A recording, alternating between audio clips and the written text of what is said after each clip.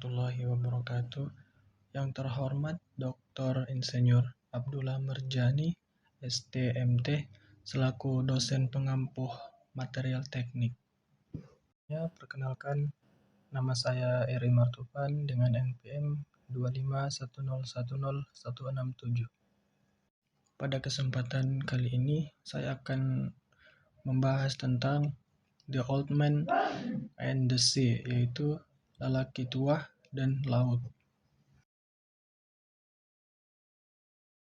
Karya dari Ernest Hemingway. Yang dimana cerita ini berpusat pada seorang nelayan tua bernama Santiago yang tinggal di sebuah desa nelayan kecil yaitu di Kuba.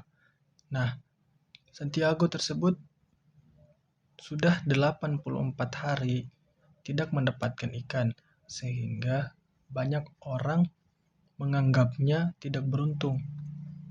Murid dan sahabatnya, seorang anak laki-laki bernama Manolin, sebenarnya ingin tetap membantu Santiago, tetapi orang tuanya melarang karena Santiago dianggap pembawa sial. Meskipun begitu, Manolin tetap menghormati dan peduli pada Santiago.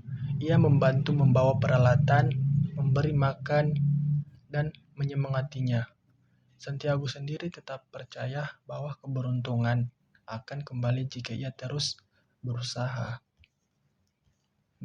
Pada perjalanan ke laut, yaitu pada hari ke-85, Santiago memutuskan untuk pergi menjauh ke tengah laut daripada biasanya.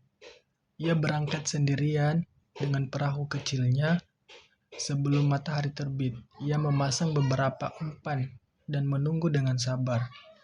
Setelah beberapa waktu, salah satu umpannya dimakan oleh ikan marlin yang berukuran besar, yaitu ikan yang sangat besar dan kuat sehingga menarik perahu Santiago jauh ke tengah laut. Santiago tidak mampu langsung menariknya karena kekuatan ikan tersebut yang sangat luar biasa. Perjuangan besar selama 2 hari 2 malam. Santiago berjuang sendirian di laut. Tangannya terluka oleh tali pancing, tubuhnya lelah, dan ia hampir kehabisan tenaga. Ia berbicara sendiri untuk menjaga semangat, bahkan menganggap ikan itu sebagai teman dan lawan yang terhormat.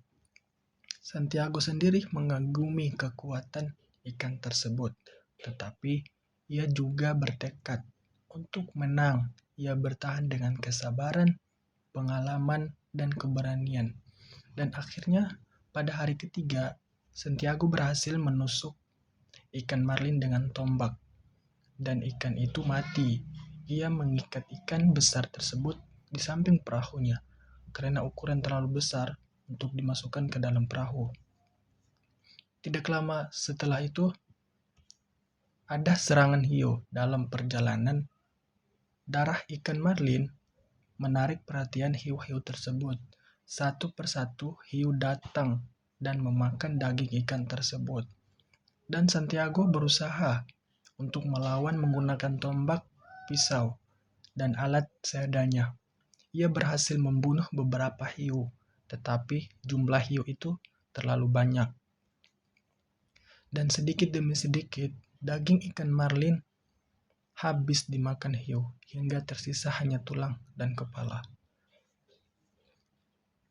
Kepulangan dan di akhir cerita tersebut, Santiago akhirnya tiba di desa dalam keadaan yaitu sangat lelah dan terluka. Ia kembali tanpa daging ikan, hanya membawa kerangka besar ikan marlin yang membuktikan perjuangannya. Para nelayan lain terkejut melihat ukuran kerangka ikan tersebut dan menyadari betapa hebatnya Santiago di tengah laut.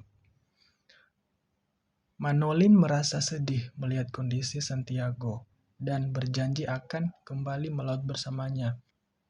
Santiago kemudian tertidur di gubuknya, bermimpi tentang singa-singa di pantai, simbol harapan dan kekuatan masa mudanya. Di cerita ini, lelaki tua dan laut adalah kisah sederhana, tetapi penuh makna tentang perjuangan seorang manusia melawan alam, kesepian, dan dirinya sendiri. Santiago menunjukkan bahwa harga diri, keberanian, dan ketekunan adalah hal yang paling penting, bahkan ketika hasil tidak sempurna. Pesan moral dalam cerita tersebut yaitu kita pantang menyerah walaupun mengalami kegagalan berkali-kali. Kita harus memiliki keberanian dan ketekunan dapat membawa keberhasilan. Kemenangan tidak selalu diukur dari hasil akhir, tetapi dari perjuangan. Manusia harus menghormati alam, bahkan ketika berusaha menaklukkannya. Demikian yang saya ceritakan tentang lelaki tua dan laut. Jika ada salah kata, mohon maaf, dan saya akhiri.